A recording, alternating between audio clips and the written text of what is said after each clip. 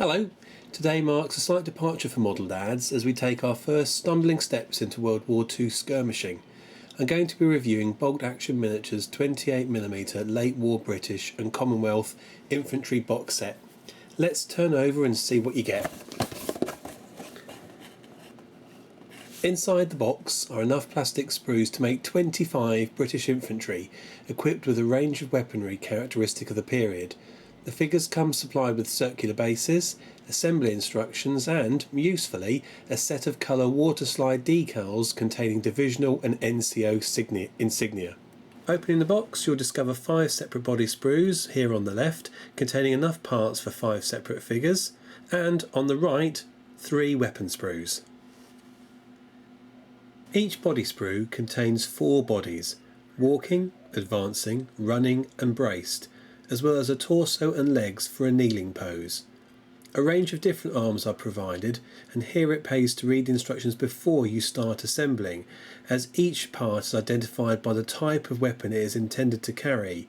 For example, Thompson, Sten or Bren arm, Bren gun arms, grenade throwing arm, Sten arm gripping magazine, rifle at ready arms, etc.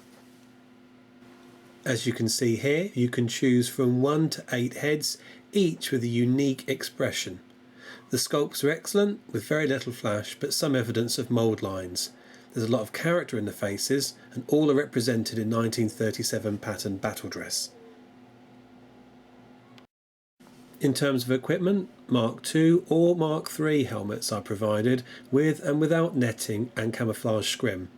5 different 37 pattern packs are available.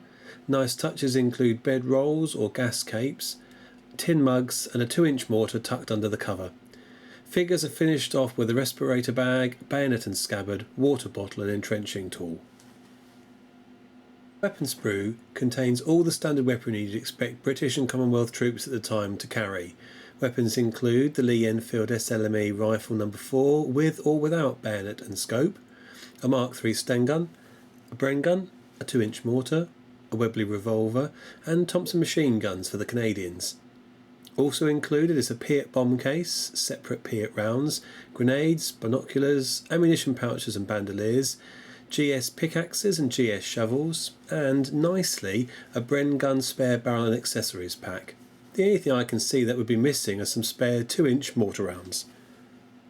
The instructions are clearly presented and contain a lot of good examples of how you could assemble your understrength platoon.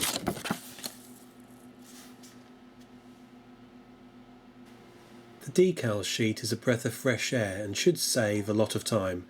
The decals provided are for the 50th Northumbrian Division and include divisional and NCO insignia, as well as options to field a medical orderly and a military policeman. I'll be keeping my Red Cross for the stretcher bearer included in the separate British Command Pack. Here's one I've knocked up for the purposes of the review. I've copied a pose from the Bolt Action Miniature website just to be on the safe side.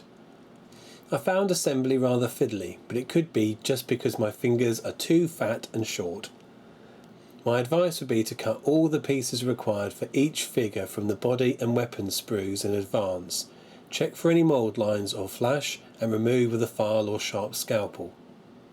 I found it useful to start by gluing the body to the base, after which I glued on the arms. This enabled me to get the gun in the right position. I followed this with the head and then the remainder of the kit. Just make sure you have some good liquid adhesive. I use EMA's plastic weld applied with an old brush. Tweezers are also handy.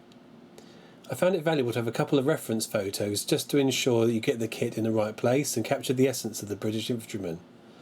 I found George Fortey's The British Army Handbook 1939-45 and Martin Brayley and Richard Ingram's The World War II Tommy, British Army Uniforms European Theatre 1939-1945 particularly useful in this respect.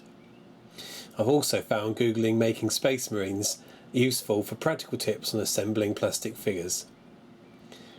At less than £1 a piece, and considering the wide range of possibilities this fantastic starter set provides the budding British infantry commander, we give this set of 28mm figures 5 out of 5.